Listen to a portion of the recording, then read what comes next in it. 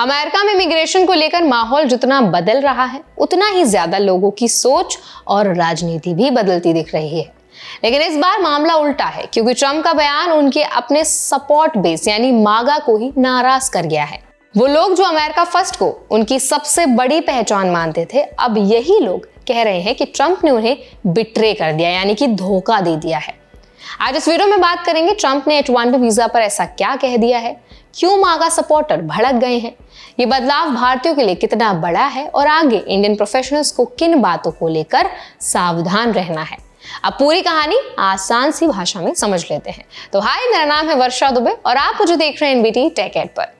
Trump का political image हमेशा से सख्त इमिग्रेशन पॉलिसी वाली रही है।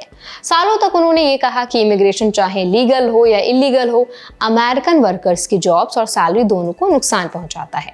इसी वजह से मागा सपोर्टर्स को हमेशा लगता था कि ट्रंप इमिग्रेशन पर जीरो टॉलरेंस वाला रुख कभी नहीं छोड़ेंगे। लेकिन इस बार ट्रंप ने एक ऐसी बात कह दी है जिससे उनके सपोर्टर को हिला दिया गया है। फॉक्स न्यूज के लॉरा इंग्राहम से बातचीत में ट्रंप ने साफ कहा, H-1B जरूरी है क्योंकि अमेरिका में हर टैलेंट नहीं मिलता। इस पर हमने पहले वीडियो बना चुका है, आप उस वीडियो को भी जरूर देखिएगा। उसमें पूरा एक्सप्लेन किया था कि इंटरव्यू में क्या क्या बात हुई है, और इस वीडियो में आज हम आपको एक अलग एंगल से ही प्रेजेंट कर रहे हैं। देखिए, जब लॉरा ने कहा कि अमेरिका के पास काफी टैलेंट है, तब ट्रंप ने सीधे जवाब दिया, नो यू डोंट।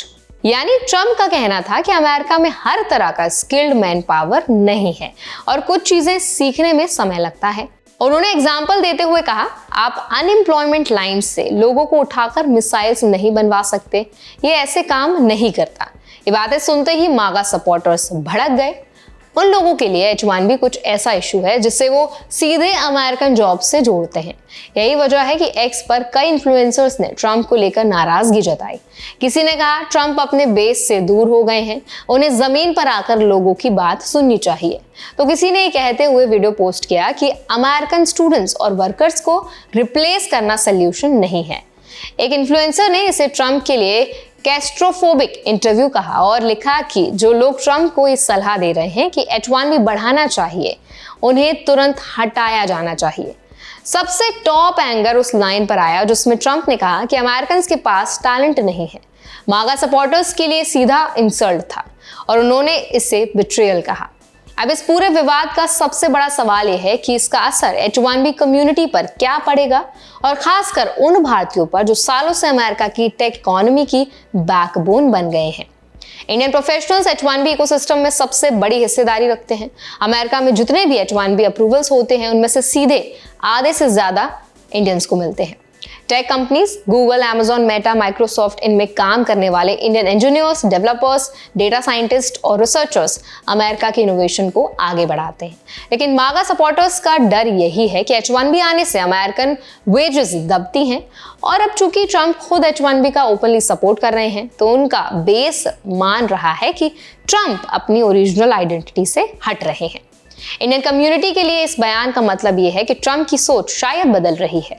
पहले वो H-1B को स्ट्रिक्ट करना चाहते थे, अब वो टैलेंट शॉर्टेज की बात कर रहे हैं। इसका फायदा इंडियन स्किल्ड वर्कर्स को ही हो सकता है, लेकिन पॉलिटिकल बैकलैश के चलते पॉलिसीज में स्विंग भी तेजी से होते रहते हैं।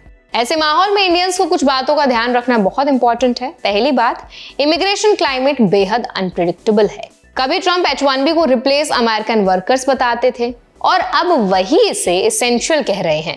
इसका मतलब यह है कि हर स्टेटमेंट पर पूरी कम्युनिटी की नजर बनी रहे।